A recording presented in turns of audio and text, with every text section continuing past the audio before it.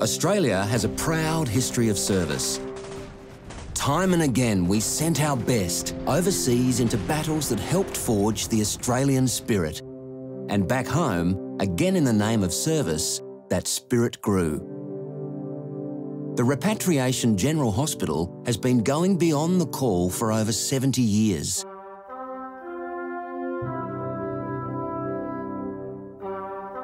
In its history, World War I conflict through to the present day, it's been very important to the veteran community that that someone cares.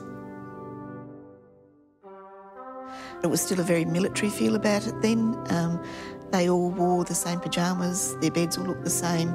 They're all very, very neat rows, and they all had jobs to do, even though they were sick. Treated you with kid gloves, they thought you're out of this world. And that tradition and legacy is carried on through this hospital. In 1940, with the world at war, SA State Cabinet agreed to build a new medical facility. Opened in January 1942 as the 105 Adelaide Military Hospital, this was the start of a very special South Australian story. It would have been, in the early piece, a hive of activity. And there was a great feeling amongst the staff that they were here to serve our returned servicemen. And that sort of sense of friendship and mateship extended from the diggers through to the staffing group. Well, I'm 86. I've been volunteering for over 30 years. And I started when it was the Red Cross. Got the opportunity to come back and serve the hospital as a volunteer. And that's now been about 15 years. I seem to get more out of it than what I actually put in.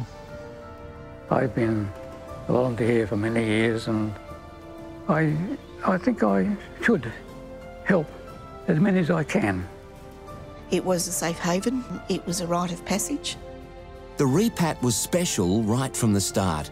During the war years, a multi-denominational chapel was built. Its unique stained glass windows tell the story of individual service groups. The SPF Hall was built around the same time as the chapel, using money raised by school children. The hall has often been used as a cheer-up hut throughout the decades. And then I also came across Door Park Players who put on 2 light comedies a year in the hall.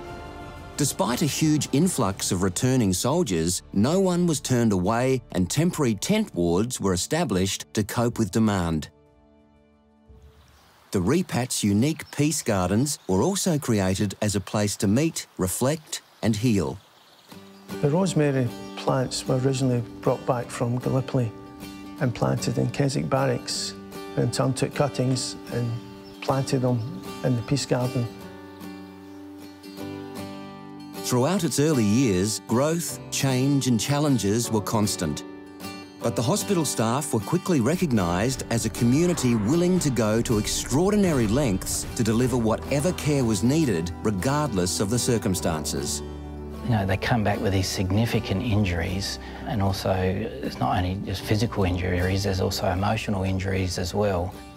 I think that Australians are very much of the view that veterans, people who've been overseas and who fought wars, a group of people have done so much for us that it's nice to help a bit to get them back. The hospital was quite a progressive place. Innovation and research was a very important part of our practice. I can remember being involved in many things that actually became the model for the state. I originally came in here in the 70s as a patient, and it was a very difficult time for me because I was suffering from chronic military-related PTSD. One just couldn't freely admit to. You know, when they return back to Australia, that transition can be extremely difficult. They need to have facilities such as Ward 17. The fact that they regarded me as a friend and colleague and a co-veteran, that came after I'd gone to Rwanda.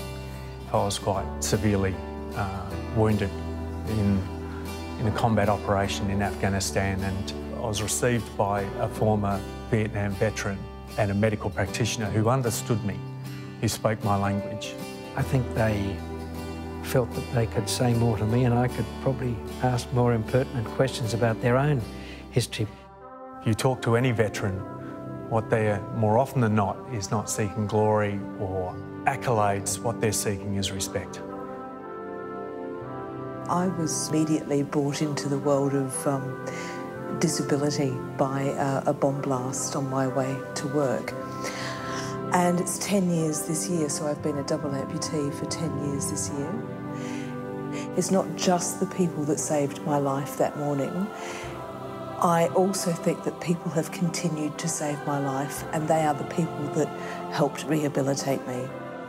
I think what is there that links the people, the culture, the community is stronger than bricks and mortar.